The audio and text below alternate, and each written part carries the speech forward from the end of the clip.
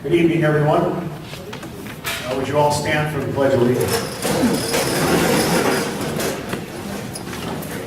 I pledge allegiance to the flag of the United States of America and to the republic for which it stands, one nation, under God, indivisible, with liberty and justice for all.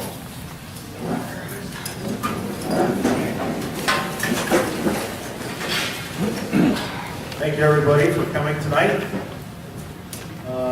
and entertaining approval for the agenda. So moved. Second. We have a motion and a second. Just wanted to mention that on a special meeting, there is no requirement for the first public comment. The public comment will be held after the discussion on the sales tax. So once we get through with the discussion, we will have, after the board discusses, then we'll go through the discussion from the public. So with that, Richard, why don't you start out? Oh, all those in favor? Sorry. Aye. Opposed? Thank you. Is that working? Is that working? Yeah. Okay. Well, I think I'll start over here and then I'll probably move back and forth. I've got a couple of things that we'll put up on the screen here to show, but I think maybe to just start by briefly summarizing where we've been over the last several months, because I see some new faces in the crowd tonight. The board, of course, has been discussing sales tax for quite some time, maybe as long as a couple years, but in more earnest, I think, since the last budget cycle beginning last summer, essentially, and continuing through the fall. As we went through in a little more detail last time, and if the board would like me to, I can, but I don't want to take up all the time if it's not necessary. We've seen an increase in our costs for a whole variety of county services, but predominantly in public safety. Our expenses have gone up there, and the board's put more resources towards public safety in terms of dollars over the last several years, but probably more acutely over the last 3 or 4 years. During a time when our revenues haven't kept up with that increase in demand for services, we went through some of the slides, and I've got some more tonight that we can look at in detail about those revenues. Our sales tax, property tax, et cetera, is recovering somewhat from the recession in 2007-8, but not to the extent that it covers the increase in resource demand from those public safety. So therefore, essentially, in a nutshell, that's why the discussion of increased revenue to continue to provide the level of service and perhaps enhance it a little bit. Over the last several years, and probably again more acutely the last 3 or 4 years, we've been dipping into our general reserve in order to fund all the county operations, including public safety. And that's obviously not a sustainable situation, and so it's time to address that. And I think that's, in a nutshell, why we're here to talk about that.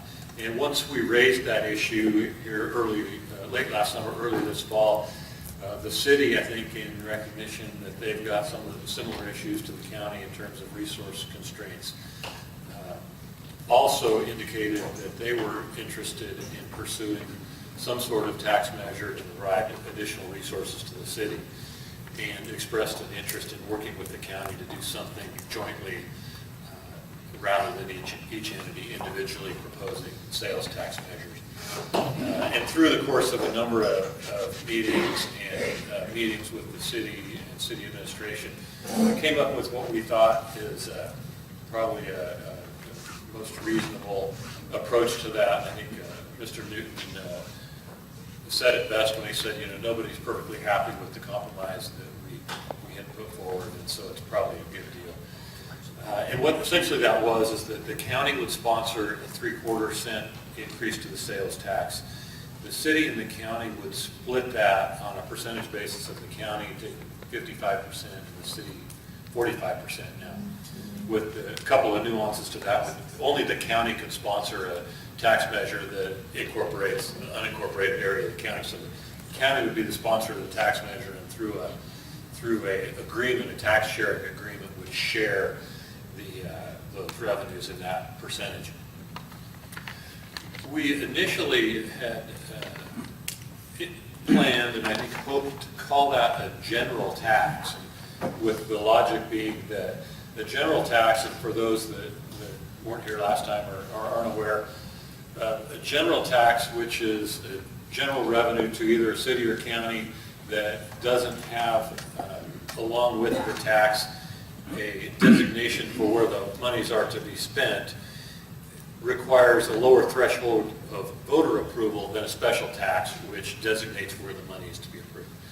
So initially, because the city and the county would both have the discretion to use that 45 and 55% as they saw fit through their budgets, we thought that that would qualify to be a general tax. Now, without getting into all the legal analysis, and if we need to, I'm sure Bob will be happy to.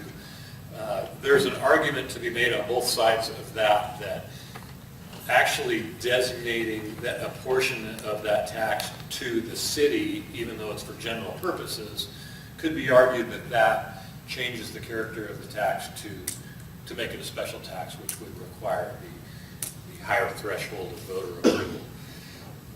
That being the case, we in this analysis by Mr. Burns and special counsel is certainly not, I think, something that Bob can chime in here that's real definitive, but the fact that there's an argument to be made and a potential challenge to that type of tax, we think is probably not advisable to move forward on that baby. So I've come up with 4 different options that kind of accomplish similar goals to that. I want to go through those. I'll come back over to my PC and kind of go through those options to flesh that out. Hopefully, this time. Last time we had some technical difficulty, but I think this time we've got it.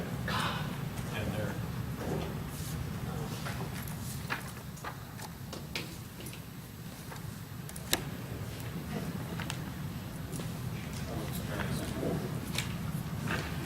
Turned it off.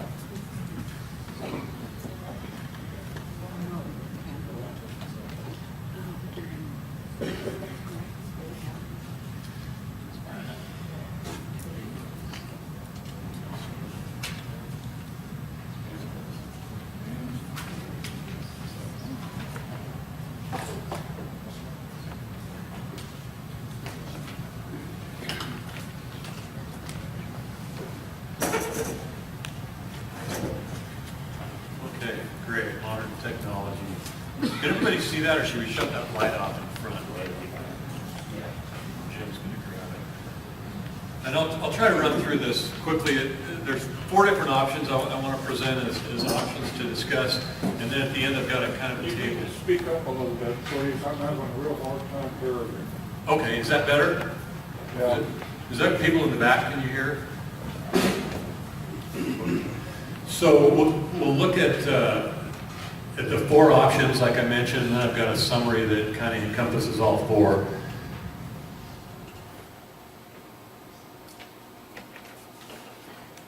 And the first option is the simplest option, and this is probably the first option that was discussed by the county back in late summer, prior to the city engaging in the discussion about a joint measure.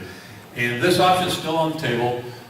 It would be a general tax, therefore having the lower threshold of voter approval, 50% plus 1 vote. The amount would be 0.5% as opposed to the 3/4, so that would take our current tax 6 1/4 or 7 1/4 to 7 3/4. The area would be countywide, unincorporated and incorporated areas of the county.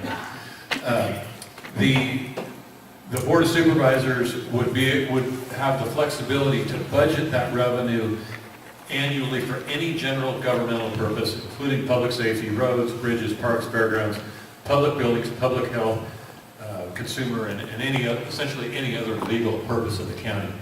This option is probably the most simplistic option and provides the most flexibility for the Board of Supervisors to determine the priority for expenditure. So that's A. We'll move on to option B. Option B is kind of a takeoff of the proposal that we had discussed most in detail last time, and it would include both the city and the county sharing in revenue. It would be, again, a general tax with the 50% plus one vote approval. This would be a 3/4 cent increase like we discussed last time, countywide, including unincorporated and incorporated areas. The allowable uses for that would be general governmental purposes, just like the prior slide I showed you.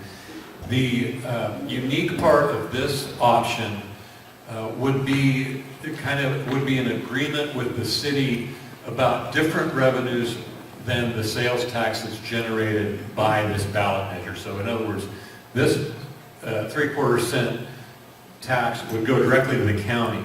Now, by agreement, by amending agreement that we have with the city, the county could amend its 1991 sales tax agreement that that implements the share of the sales tax that we currently receive, which is the 1% sales tax that comes to the county and city respectively. Currently, the way that agreement is written is the sales that occur in the city, 95% of that goes to the city and 5% of it goes to the county. Sales that occur in the county, 100% of that goes to the county. So by amending our tax sharing agreement, we could change those percentages to accomplish essentially the same format as sharing 45-55. That's the next, the B. Option C would be, I think maybe a little bit more simplistic with essentially the same dollar value, would be a special tax. And this would require the 2/3 majority. It would again be a 3/4% sales tax. We could, it would be countywide again, a specific tax for revenue sharing, public safety, and other purposes. For the sake of discussion, I would suggest that perhaps those conditions that are placed on that tax would be to allocate 45% of the tax to the city of Susanville, 55% of the tax revenue to the county, which would be the same split as we discussed last time. In addition to that, and I think these numbers could certainly be flexed, the board could determine that a certain percentage go for public safety and a certain percentage go for other purposes. For the sake of discussion, I put in the slide 70% for public safety and 25% for other governmental purposes. Those percentages, if written like this, would transfer to both the city and the county. So in other words, 75% of what the county got would go to public safety, 75% of what the city got would go to public safety.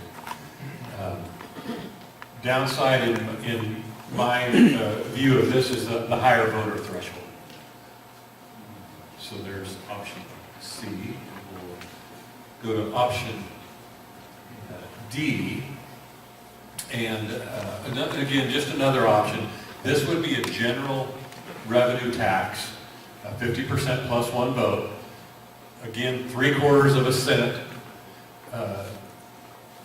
increase in the tax, countywide, for general governmental purposes. So this would be just a general tax for any governmental purpose, but as a way to evidence the public's desire to, how to allocate, how to spend that money, this ballot measure could be accompanied on the ballot with an advisory measure that said something like, shall at least 75% of these funds be exclusively used for public safety, and shall 45% of the revenue from the tax be given to the city of Susanville.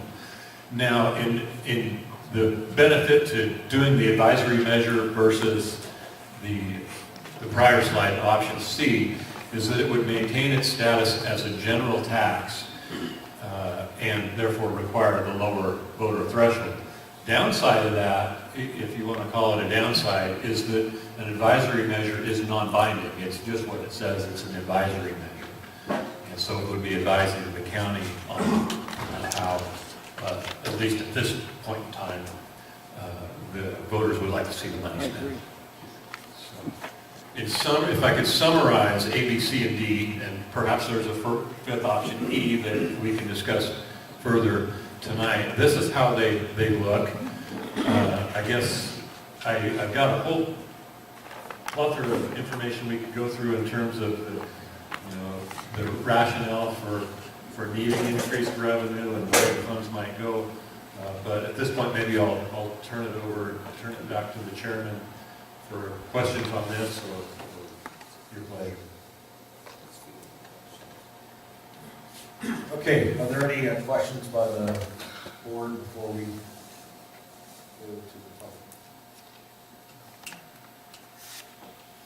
Okay, so I just want to summarize real quickly. The only one of those options that has a share with the city is C. So the rest of those would all be county-only tax. So even with the 3/4 cent on D, that would still be just county, no city.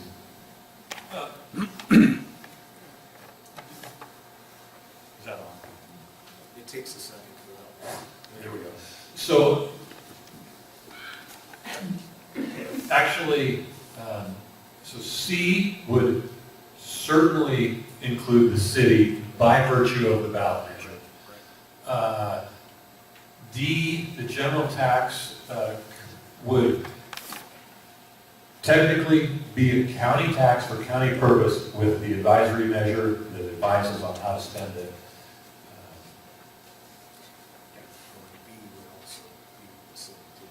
Correct. Okay, so we'll go to public comment. I have a couple of speaker cards to start with. Larry Johnson, first. You can go over there. And just a reminder, since we have so many people here today, there'll be a 3-minute limit, and state your name for the record. Larry Johnson, and without really digesting anything very well with the quick presentation, well, it's hard to decide which one, but I'll be honest with you, I won't back anything that doesn't basically fund the sheriff first. That other revenue, other ways are available to us. Just cutting waste and money that is misspent. A couple of those is like the Roosevelt building is empty and clean. Cleaned several times, and it's still on the cleaning crew schedule. They get sent over there to do nothing. Everything that came out of the Alexander building that's up for sale went to the dump. And a perfectly good building is now, I'm told, has major sheetrock damage, you know, from weather. That we need to get our house in order and our spending in order. That we need a policy for fueling. That vehicles based out of Susanville fuel in Susanville so that they pay the lowest price possible for gas rather than fueling in South County just because they can at 30 cents more a gallon. Because a 10% increase in cost is not acceptable to the taxpayers and then come ask for more money. And that's just the tip of the iceberg of what I found in the way the county does business today. I could go on more, but like I say, I've got 3 minutes. So as a quickie, for me, it's basically Plan A or Plan D, and hopefully we can trust you to give us your word that you will stick with the advisory. a gentleman's agreement. Can we do that? Would you guys give the taxpayers your word to stick by that as gentlemen? If so, I'd go for D, because the sheriff is underfunded and we need him. That if the majority of the money isn't going to Dean Groudon, I'm not voting for any of them. I'm saying no. Okay, thanks, Larry. Gary Bridges, and repeat your name like you just said. Thanks, Gary. My name is Gary Bridges. I'm a lifelong citizen of Lassen County, very involved in our community. I think I'm on 4 different boards, chair of 2, grand jury, and I'm on 4 different advisory committees with those boards. I am concerned. I'm concerned about the safety in the city, and I'm concerned about the safety in our county. First off, I want to thank the Board of Supervisors for having this meeting tonight when the working man can be here. I suggested it the other day, and I heard Jeff Hempel stepped up to the plate and pushed for it. Thank you. I really appreciate it. I would like to see this the norm instead of the exception, because right here is where you get public opinion. Not up there in the building, behind closed doors, when a few retired people can show up and whatever.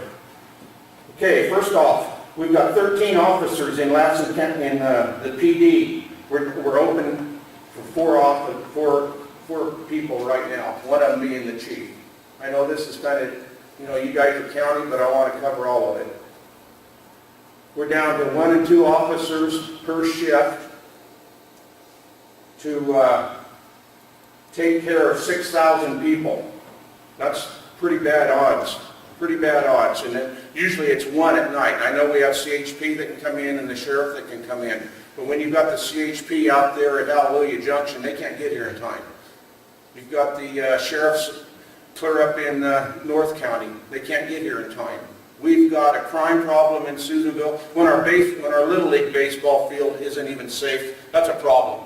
It's a problem right here, right now, today in our community, and you're just the county part, but I want to cover all of it, like I said. And we've got 4,541 square miles for our sheriff's department to take care of. You can deduct Honey Lake out of that, they don't patrol that. But that's a lot of acres per manpower. We're not getting the job done, guys. We're not getting the job. And we're talking about the pot coming in and stuff. I don't know what's going to happen with that. You guys know more about it than I do. I know that in 2016, county payroll was $5,694,269. That's with benefits and everything. That's a lot of money for what the public's getting for their services and for their tax dollars. I suggest everybody go to Cal Government Compensation in California and look what we're paying for wages in this county. Some people are making just under what the President of the United States makes. That's too much money. It's gone up in the last 5 years in an extraordinary amount. I just want our county to be safe. I want it to be safe for our kids. I want it to be safe for our seniors. So, is that my time? Thank you.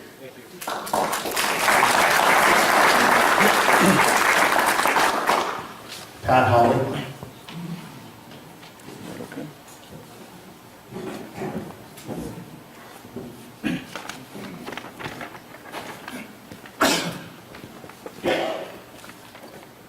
Hope I didn't step on anyone's toes coming through the plowway. It's, Pat Holly, Susanville, California. I just wanted to come to the meeting tonight to give some information to the members of the public in attendance here and those who are not able to attend later, that there are 3 significant factors that have worked to push the county's budget into a bad position. I've used public information to gain as much knowledge as I can about the budget, and I've gotten a lot of detailed descriptions with the help of Diana Wimple and Nancy Cardenas. I appreciate that very much. First of all, the county lost property tax revenue beginning with the real estate crash in 2008. There was a reduction in revenues from $7.9 million in 2009 to $7.4 million in 13-14. That's an annual loss of $500,000. It's very hard to make that up over time. Property tax is just beginning now to recover close to the 2009 levels. The second factor that I saw in the budget was, in the revenue analysis, was significant costs pushed onto the county by the state in many different ways, but one significant one was pulling out of the funding of the county jail. The county now has to fund necessary jail security and monitoring improvements and the addition of required staffing like nursing care 24 hours a day. This is not cheap, and it was a mandate pushed on us by the state. The first full year after the state pullout showed an increase in the public safety spending of more than $1 million. That is also very hard to recover from. And number three is the escalation in CalPERS costs that are added to each department's personnel budget. These are retirement expenses mandated by the state. County has no control. They just get a bill every year for these additional costs.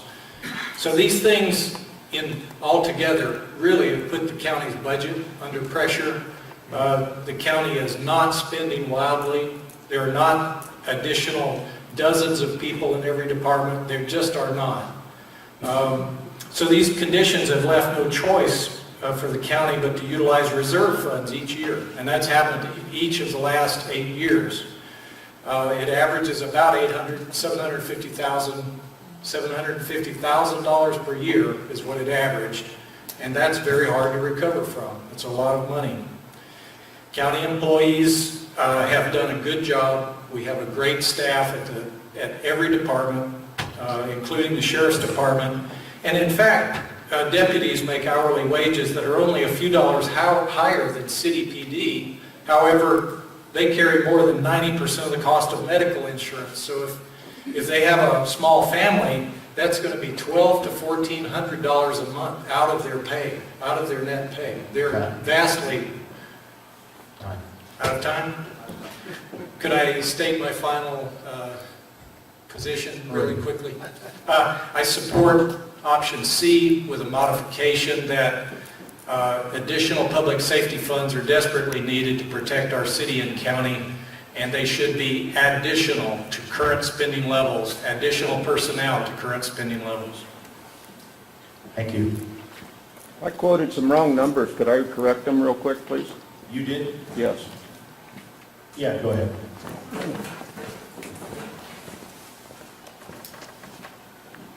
I apologize, I misread my notes on what the county spends. It's $5,694,269 in benefits.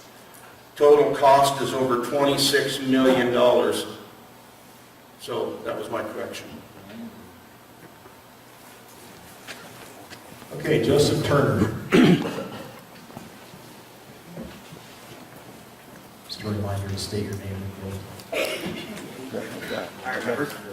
I'm Joseph Turner from Milford, and I support option E, which is none of these, and I don't want to sound like a jerk, like I said that last time, but this is a dichotomy of false choices. This is just absurd, and I think the citizenry should be insulted on this. Honestly, if you look at them, all of these are options towards general fund spending, all of them. And the only time we have it dedicated towards public safety, there's a 25% general fund spending option attached to it.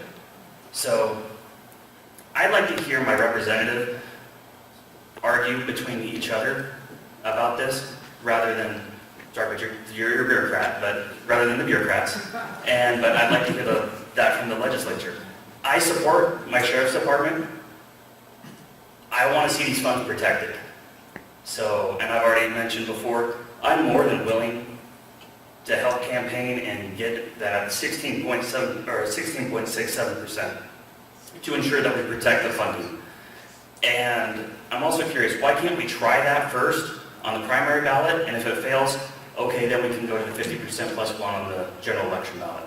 We've got 2 elections this year, so it's not like it's all or nothing at one time. We got 2 shots at this.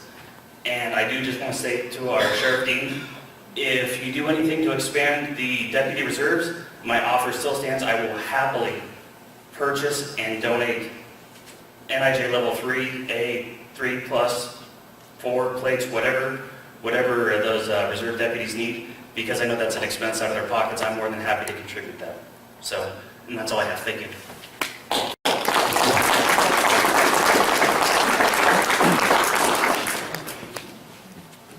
Okay, that's the last speaker card I have, so if you would want to come up and speak, if you would form a line there next to the microphone and come on up.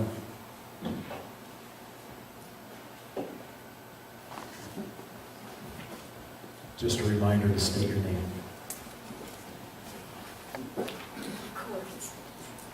Patricia Byrne, and I support E also, with a special type, the voter approval 66.67%, amount 0.75, and to add to the public safety funding neighborhood watch programs, all of them, to help them with their posters and mailings so that it can be promoted more, so that more people get involved, because the more people that get involved with neighborhood watch, we're watching each other's backs, we're watching after somebody's garage and make sure nobody breaks in.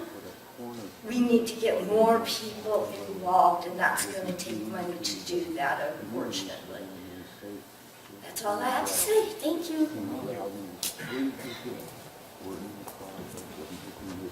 Good evening. My name is Amy Hawley. Thank you for holding the meeting at this time of day. I don't have any magic bullet, and I'm not going to say exactly what I support because I don't understand all of them. I have my own opinions, and I'm going to see what comes before the ballot. But the one thing I want to share with everybody is, you know, at one point in Shasta County, we had this very same measure come before Shasta County, and the people in charge said no. They said no to public safety. And you see what rating's going on. If you go to Rating Crime 2.0, that is a cautionary tale to everyone in this room. And I hope we heed that warning. God bless you all. Thank you.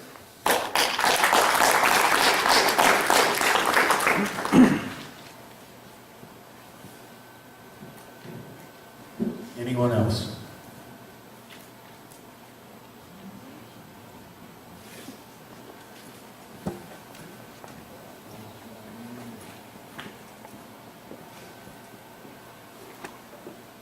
Hi, my name is Chris Van Dievener, and I've been a resident of Lassen County for the past 25 years. The fact that, you know, everything is governmental purpose, governmental purpose, governmental purpose. Okay, see where you had your little 75% for public safety, 25% for other.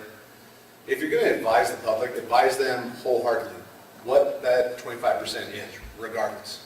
Transparency is key. Now, more than ever, information is power. And with the internet and everything else and all your closed door sessions and all that, that's not transparent at all. I moved to Susanville 10 years ago. Nice town, love it.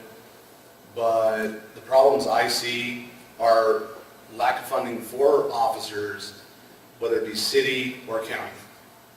Anyway, public parks are a mess. Okay, that's for our children.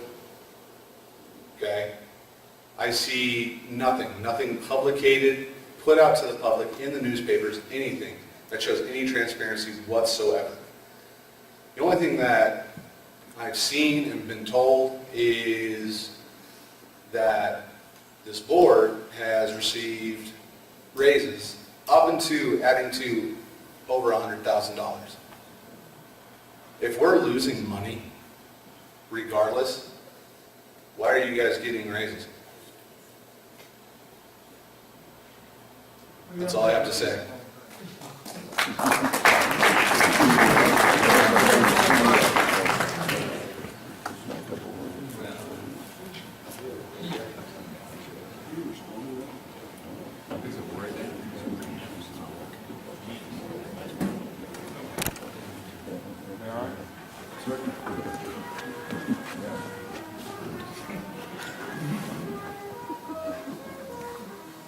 My name is Raymond Clare. I moved here in 1968. When I first moved here, we didn't have to lock our cars up, our homes. And now in 2018, you people sitting over there staring at me have dropped the ball. Our police force and our sheriff's department has to have more officers. This town and this county now is a free-for-all. We're getting outside homeless shipped here. And there's nothing you people have done about it. Thank you.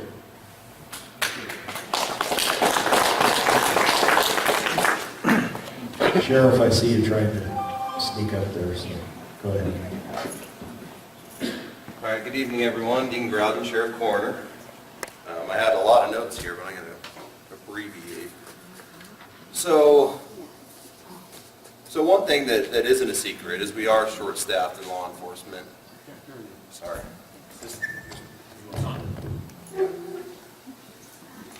Give me 15 extra seconds for that, Mr. Gallagher. All right, can you hear me now? Yes. All right, Dean Groudon, Sheriff Coroner. Good evening. So it's no secret that we struggle with staffing, funding within local law enforcement. It's for a variety of reasons. We struggle on patrol. Right now, I have one full vacancy, a couple of people in the police academy, but overall, actually, right now we're in pretty good shape. But the problem is we have constant turnover. And every time we lose a deputy sheriff position, it takes me about a year to fill it. I have to hire them, recruit them and hire them, send them away for 6 months to the police academy, get them back, and then train them, do the field training program. So it's effectively a year before we see them on patrol. So that's a challenge. And we go in waves with turnover. I've got a lot of great people working for me in all divisions of the sheriff's office that do a wonderful job because they care about our community and they work really hard. Sometimes they work in dangerous circumstances. That's the way it is in our line of work. But in the next few months, I'm anticipating losing up to 5 more people from patrol, which sets us way back. And that's when we go through those waves. We have our ups and downs. Right now, relatively speaking, during my career, we're in decent shape on patrol, but in the near future, it'll be dropping off again as we experience vacancies. The jail in particular, we're short-staffed. The state has they do a biennial inspection of the jail, and each of the last 3, they've shown us deficient in staffing levels in the jail. The jails, unfortunately, are a bad news factory. No one likes spending money on the jail, but I have an obligation to house the people that are ordered into my custody and provide a constitutional level of care for them while they're there. So those jail costs have gone up. And as was stated earlier, the state, by way of a contract to house state inmates, used to augment our jail program and really offset a lot of those costs for us for a 20-year period. So we, as a small county, didn't feel the full burden of operating a county jail on our own until 2011. With the implementation of public safety realignment, they closed all those community correctional facilities because there weren't those low classification offenders in jails anymore or in prison anymore. Now only the worst of the worst go to prison and the rest stay in jail. So it's really changed the outlook there. A couple things, the board, the county has been spending one-time money for the last few years. And I want to thank the board, the county administration for being supportive of the sheriff's office. There are times when we're looking at potential of drastic cuts, and they helped me out. They did fund what I asked for. We did have to sustain some reductions, and those never come without some level of pain. But I do understand too, we're a poor rural county. That's the truth. But what I'm happy about is this process. I'm happy that you all are here today because this, in my opinion, even though the state, they do place unfair burdens on us. They do push down a lot of unfunded mandates on the county, on me, on the other departments in the county, in the city, and that's very burdensome, and it takes away And sometimes it takes away from our core duties at times, but sometimes we just have to decide which laws can we fully comply with and which ones do we do our best. But in the end, our goal is to provide quality service to you people. And like I said, this is a local issue, I believe, right now. This is a local problem, and we need to all work together on what we think we want, our future to look like, what we want to do with funding and other things. And I think on our part, on the county's part, it's going to take some strategic planning. It's going to take some providing information to the public about what our financial status is, and all of us working together to try to make our county and city better places to live. So I guess that's it for me. Thank you.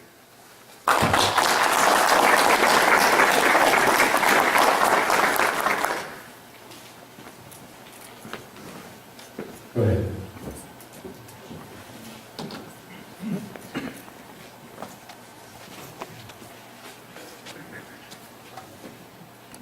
Good evening, my name is Starlin Clare and I live here in Susanville.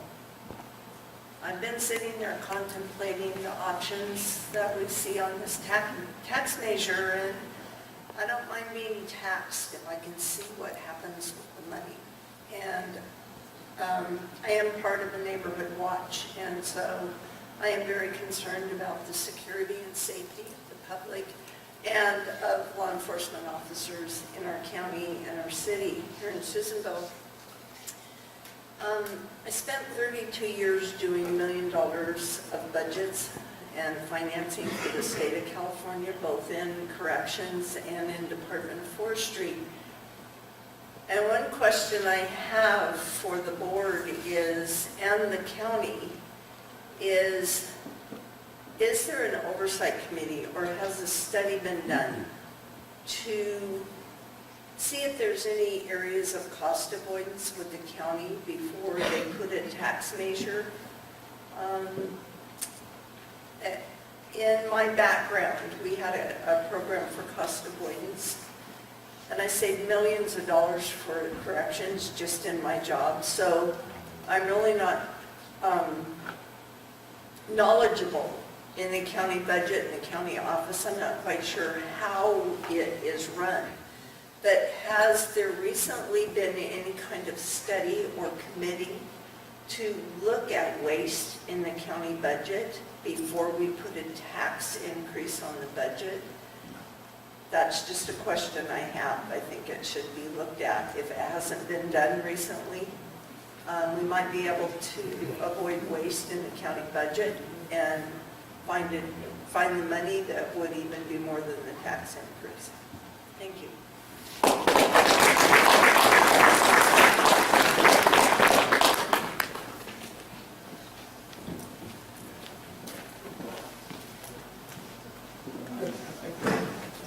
Good evening. My name is Mike Pickens. I would like to thank you guys for having this meeting at a time when most of the working folks have come out.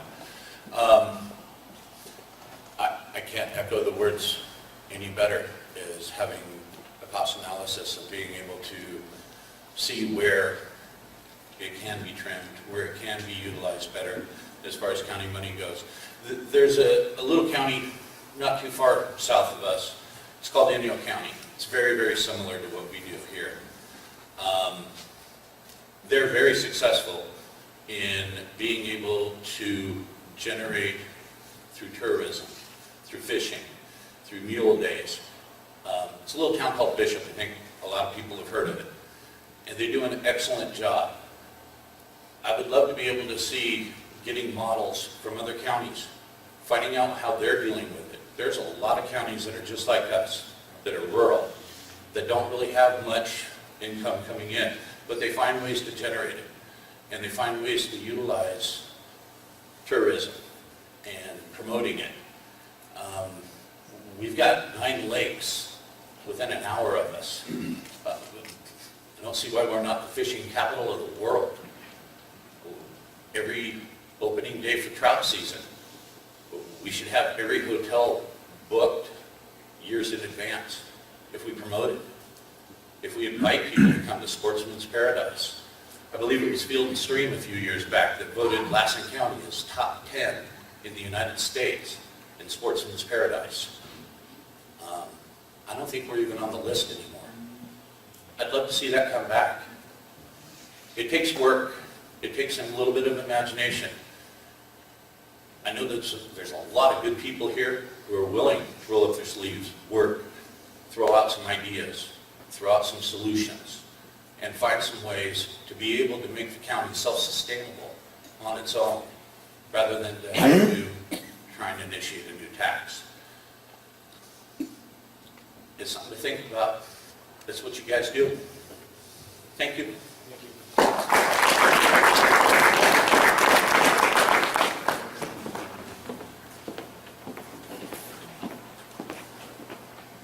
Hi, I'm Diane Wimble. I'm the Lassen County Auditor. And my job is to deal with facts. You know, I try to stay out of the politics. I try to stay out of the feelings. But I just want to kind of put out a couple facts so that everybody's kind of aware of this. Of the discretionary funds that come into the county, property tax and sales tax, 67% of that goes to public safety. The only other big draw on discretionary is building inspector, which is another protection for the county. Most of the county departments draw down state and federal funds, personnel, administration, recorders. We pull down state funds to support our departments. And I think you need to realize that those discretionary funds go to where you think they should be going, to support public safety. And we are running out of the reserve to help support public safety, and we will not be able to continue funding public safety at the current level if we don't do something. And that's where we are at, and I'm just putting it out on the table. Thank you.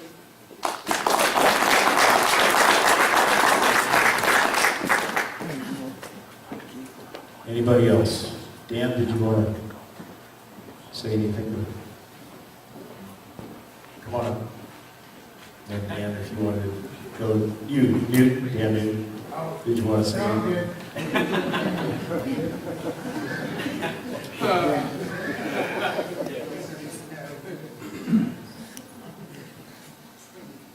My name is Monty Stout. My mom's house got ripped off the 17th, and it kind of killed me when Mr. Bridges apologized for his neighborhood watch pushing the thieves into our area because there's not enough, officers or whatever. Everything I've looked into, it seems like what we should be talking about is renegotiating these giant pensions that everybody's getting from CalPERS. Why don't they, lower them, and you'll have plenty of money. There seems to be, everybody's all confused, all this infighting in the police. I've heard excuses from every angle. It's the DA's office not prosecuting, it's the police not doing their job with paperwork. Whatever, it's just, I don't think any money you raise is going to go to anything but pensions. That's all that's going to happen. Thank you very much.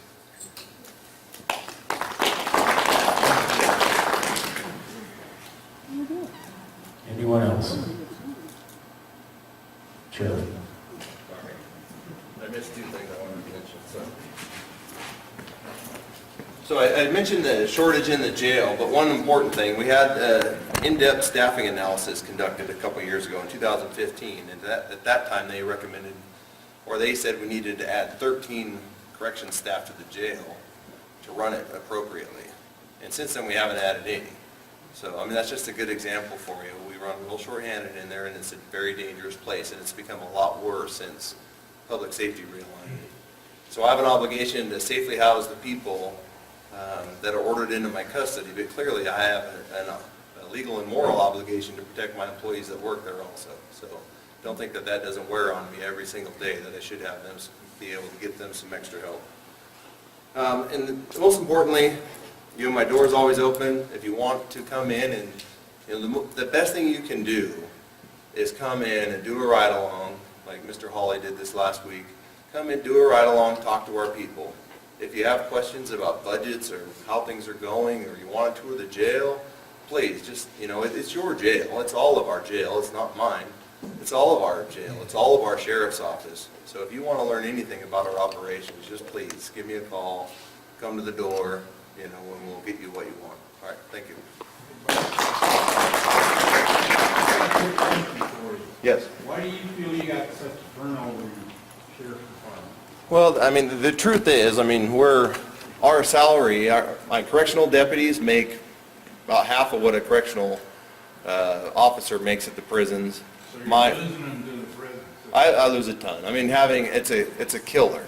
Having 2 state prisons and 1 federal prison in a small county like this, I see more turnover due to that than any other counties do. It costs a lot of money to lose those to train them. It does, but it does. It takes a lot. And there's been some side benefits. There's much more negative than positive. The positive has been those people, they come and go in a year and a half, and they never build a time bank, so they don't take a lot of vacation. That's the only one good thing I can say about it. And then most of them too, they talked about pension reform. The gentleman mentioned that. You know, there are new pension reform formulas, and most of the employees in the jail, and I think the majority in patrol now, are all, because of the turnover, we've seen it's helped control our costs, having that turnover and the new employees being on that. The new hires get a The reduced, they do, the reduced pension. And on patrol, you know, the people love working there. I mean, if you go right along with them, you'll find that. You know, we work hard on supporting them, trying to maintain morale. But the hard part in the end is that the medical costs. If you have a family on the county's medical plan, it's $900 out of pocket a month. So so the only people that will stay working for me are ones that have a spouse that has good insurance elsewhere. Otherwise, at some point, they end up packing it up because they can't make it. Yeah, and then wage-wise too, I mean, I know Mr. Hall, I think he's mistaken, but I know compared to the PD, they have almost full medical insurance, and our guys have to come out of pocket a lot. I think now, when our guys are topped out, I think we have pretty close parity pay-wise. But then you throw CHP in the mix. I've lost a couple guys there in the last couple of years, and they're almost, more than double what our guys make. So that's hard. But the good news is, like I said before, we have good people. We're hiring people local and sending them to the police academy, and that's what's allowed me to maintain what I have. Otherwise, I mean, we can't recruit people out of the police academy because everyone's hiring law enforcement right now because no one wants to be a cop in this environment, right? So everyone's trying to hire, and so at the academies, people that are graduating, we can't compete. They can go to Stockton, Sacramento. I wouldn't want to live there myself, but they can make a lot more money. If that's their goal to make money, they're not going to do it here. But we try to provide a good working environment and show them a lot of support. So go ahead, You do lose quite a few officers to other law enforcement agencies over the years too. We have. And that's sad. We have. Recently, we've lost just one of the PD recently. At one point in time, we were losing a lot to Chico, to Redding, you name it. It has slowed down. I'm losing a couple this year due to retirements, which is a rarity. I lost one a couple months ago due to retirement, and it was the first deputy sheriff to retire from our department in, I don't know, probably 10, 12 years, because most of them at some point turn over or go somewhere else or promote. Yeah. Well, I know a lot of them like you as their sheriff, so congratulations to that.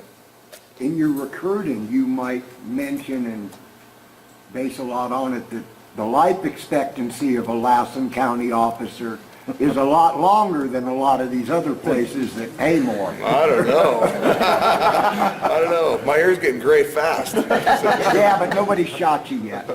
Thanks, Dean. And you have another speaker. Thank you. My name is Eileen Richard, and I just had one comment and a solution. But as long as we are tied to Sacramento up here, things will never get better. The mandates will continue. We will lose businesses and families because it's too expensive to live here. We won't be able to make use of our natural resources, the timber industry and the fishing and hunting and farming and ranching. So the solution is to separate from Sacramento. Excuse me. Thank you.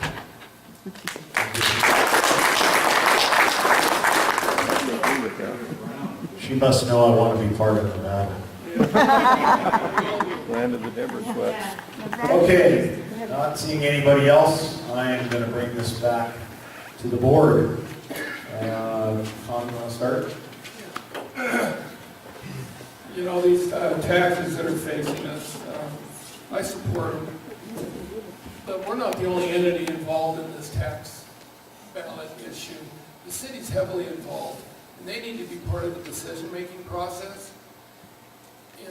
I urge the city leaders to take a hard look at where we're headed and come to an agreement with us in this tax sharing effort.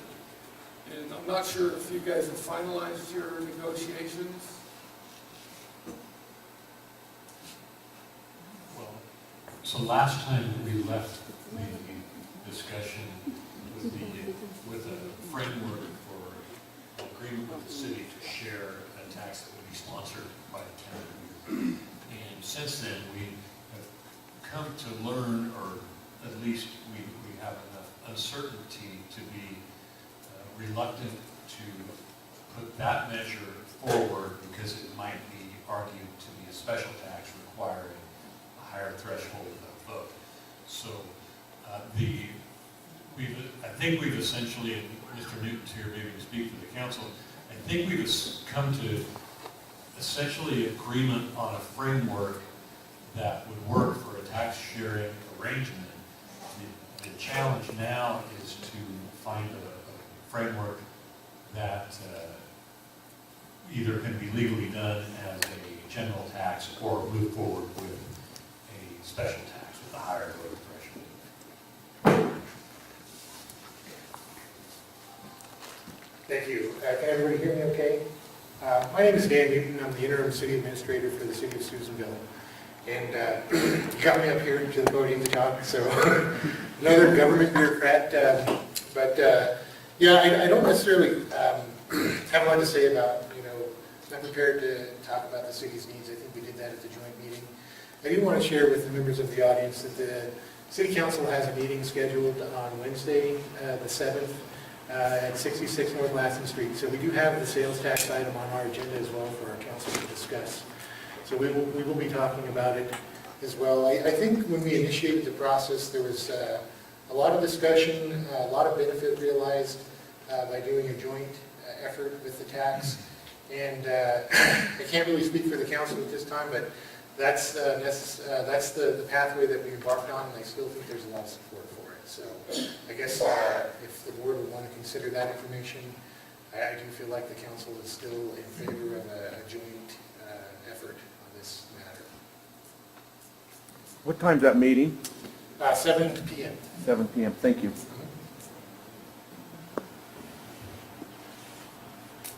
All right. I just want to thank everybody for coming out tonight. We need to hear from the public. I think that this tax is, as you've been told, it's necessary, but we also have time, and I'm going to repeat what I said at our last joint meeting. We're at a time right now where we as the county and the city can combine some services to save some money, and I think that would give you, the public, some trust in both entities that we're serious about this, that the repetitive services between the city and the county, we just can't afford to do, and it's not due to the mass spending. I've sat at the track all day and I thought about this quite a bit today. The hard things, the hard dollars that people see that the county spends on, it's just not there, and I think Mr. Hawley did a great job explaining that. We have a PERS contribution that's huge. And when I got on this board, we were pretty financially set, and then all of a sudden Governor Brown, with a stroke of the pen, changes that immediately. And that's what we're having to deal with here. And it's not fun to sit up here, but the thing is, we all asked for the job, and we're willing to make some solutions here. And what I'm hearing is, you guys want this all to go to public safety, and that's where the majority of our money is going right now, as you can all see, and I think that's where it needs to go. So, but it's going to be a long process. This isn't overnight, so we're going to have to do this some more to get this thing rolling in the right direction.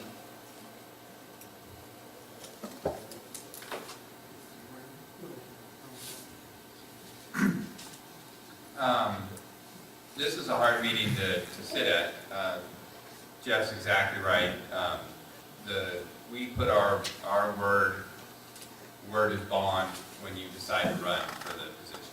And so I do believe there's a genuine need. I believe it's both at the city and the county, and I believe that this money from the tax would help hold the line is what we're looking at now.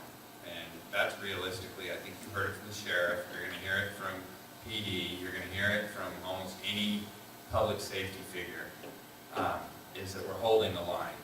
I think that there has to be other solutions. I think because we're in the state of California, for good and for ill, California's going to look at our crime and homeless issues, and they're going to pour money on the behavioral health side of this. And so we need to make sure that those departments in the county that aren't general fund